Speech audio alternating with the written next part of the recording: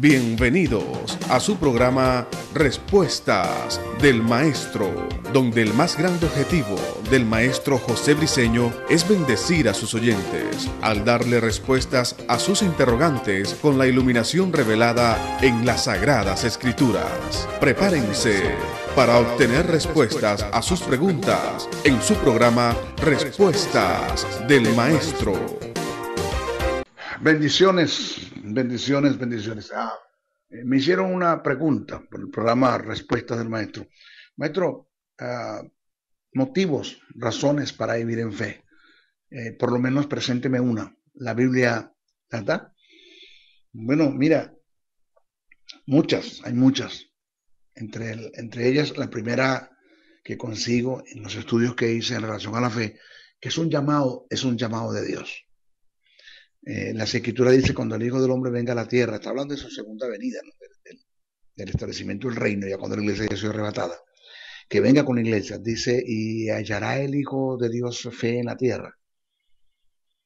Es lo que más necesita la iglesia a nivel mundial, Una iglesia, un creyente, no sé cómo se las arreglan para ser creyentes y ser incrédulos a la vez. El montón de cristianos viviendo en dudas, en temores, en ansiedades, en angustias, en preocupaciones, afanados, intimidados, controlados por el sistema de un mundo que nos rodea, necesita conocer todo lo relacionado a lo que es la fe.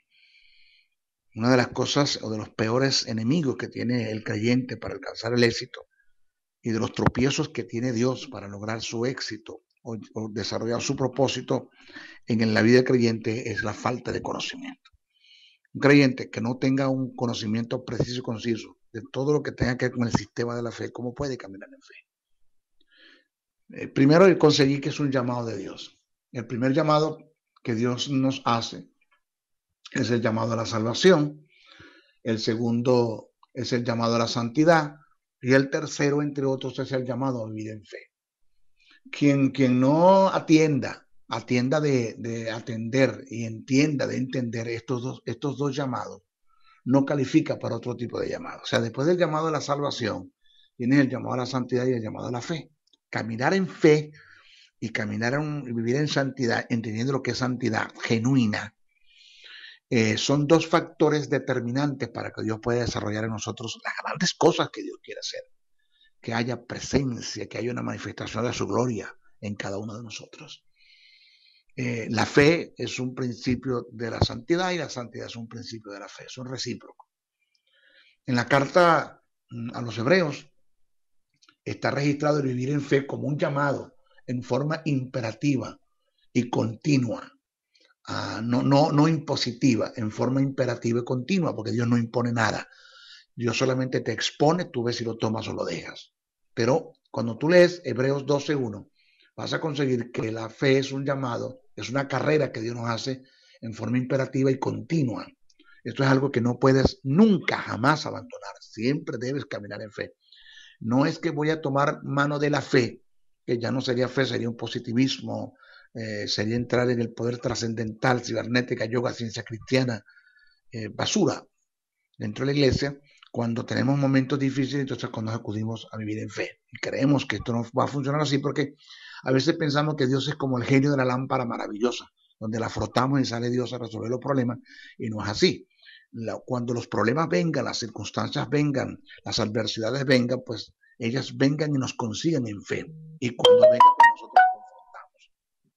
El texto dice: por tanto nosotros, también teniendo en derredor nuestra tan grande nube de testigos, despojémonos de todo peso y del pecado que nos asedia, y corramos con paciencia la carrera que tenemos por delante, puestos los ojos en Jesús, el autor y consumador de la fe. Ahora, como verdad circunstancial, nosotros no debemos olvidar que la carta a los Hebreos fue escrita a un grupo de judíos que abandonaron el judaísmo por causa del cristianismo y que estaban sufriendo persecuciones por ser considerados herejes y blasfemos.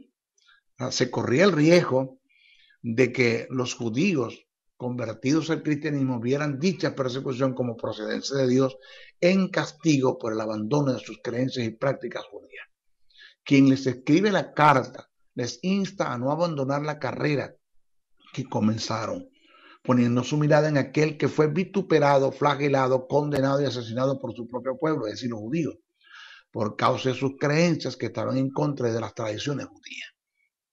Entonces, cabe destacar que aunque esto fue escrito bajo una circunstancia específica, se debe tomar y aceptar como una verdad trascendental en forma imperativa, como mandamiento a todo creyente cuya fe y fidelidad a Dios sea puesta a prueba por circunstancias adversas. Entonces, en este pasaje, el escritor de los Hebreos nos insta a todos los cristianos a correr una carrera que se denomina la carrera de la fe. Si usted observa bien la hilación del pensamiento, tomando en cuenta la base, tomando en cuenta como base el capítulo 11, el que escribe nos visualiza en un gran estadio donde tenemos como espectadores a personas que corrieron dicha carrera de la fe y que nos dan ánimo y testimonio, según sus propias experiencias, de que sí se puede correr en fe porque Dios es fiel a sus promesas. O sea, hay quienes enseñan que esta grande nube de testigos que nos nombra el capítulo 12 son el mundo que nos rodea, y otros alegan que son los ángeles, negando que son los personajes nombrados en el capítulo 11, pues alegando que los muertos no pueden testificar. Esta posición es totalmente desvirtuada, errada y fuera del contexto bíblico por razones que voy a presentar a continuación. El término por tanto, que aparece en el comienzo del capítulo 12, se conoce gramaticalmente como una preposición que indica una continuidad de lo que se venía diciendo. Es un por consiguiente. Entonces, el afirmar que la nube de testigos que se nombra en el capítulo es el mundo que nos rodea o los ángeles, quebranta el principio de interpretación bíblica denominada la hilación del pensamiento, ya que en el pasaje anterior, o sea, en el capítulo 11, no se hace mención del mundo ni de los ángeles. Entonces, no debemos olvidar, esto nunca usted lo debe olvidar, que quienes escriben está presentando a los testigos bajo una figura retórica denominada apóstrofe, que es cuando se les dan cualidades humanas a personas que no están presentes o que incluso ya han fallecido. La grande nube de testigos que presenta el escritor de los Hebreos en el capítulo 12 no son meros espectadores o observadores en las tribunas, curiosos por ver cómo nos desempeñamos, sino que son todos los héroes de la fe nombrados en el capítulo 11, que están como espectadores animándonos a que corramos sin detenernos, ya que ellos corrieron la carrera y lograron sus objetivos por fe. Son aquellos cuyas vidas, esas 9 testigos, son aquellos cuyas vidas y acciones dieron testimonio del valor y efecto de la fe, y cuya fe queda registrada, y que cuya fe quedó registrada en las Escrituras para testimonio nuestro. El término testigos que utiliza el escritor para hacer referencia a dichos testigos es el del griego mártires, que indica uno que da testimonio mediante su muerte. Denota a uno que puede certificar o uno que certifica aquello que ha visto o oído o conoce. Es un grupo de valientes. Estos testigos, mártires, un grupo de valientes. Cuando habla en nuestra grande nube de testigos, no estamos hablando de testigos que testigos simplemente vociferando.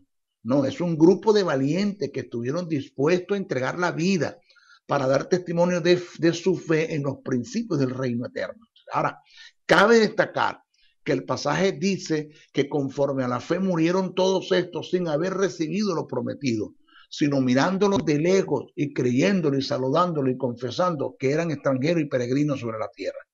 Es decir, murieron en fe a favor nuestro, para que nosotros que corremos esta carrera, sí seamos testigos de la evidencia que se dará en fe. Entonces, estos testigos son héroes de la fe que nos instan a correr y a no desmayar en medio de las situaciones adversas, porque la meta, que es Cristo, no nos defraudará ni nos fallará, cumpliendo a cabalidad sus bendiciones y promesas, las cuales están registradas en su palabra y que las miramos con el cristal de la fe.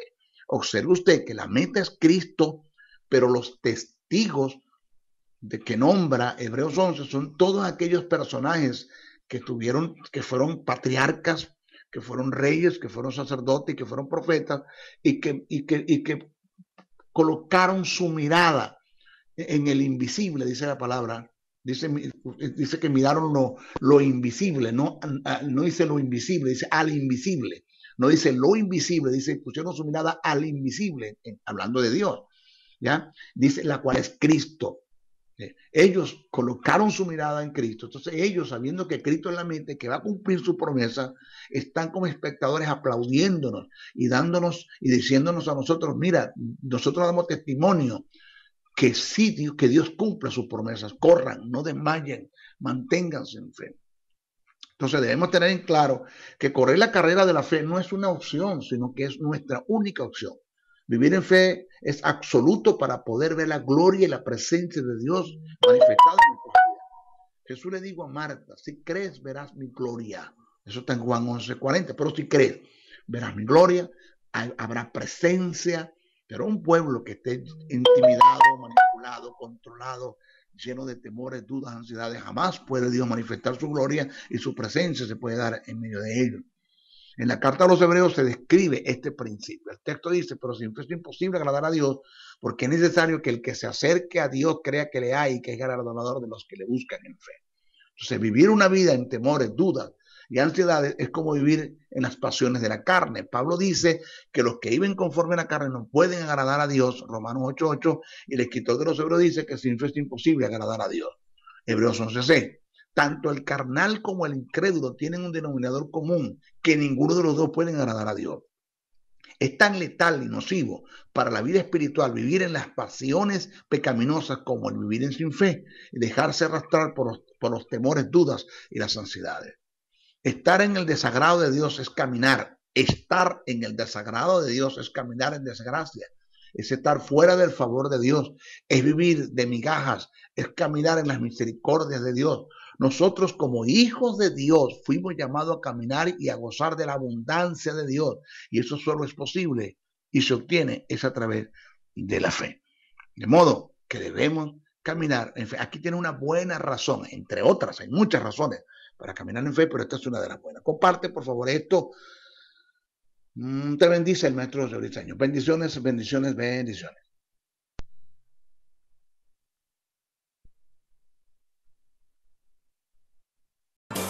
Gracias por acompañarnos en Respuestas del Maestro. Para realizar tus preguntas en un próximo programa, envíalas a través de los correos respuestasdelmaestro77@gmail.com, respuestasdelmaestro77@hotmail.com. Mil bendiciones y hasta una nueva edición.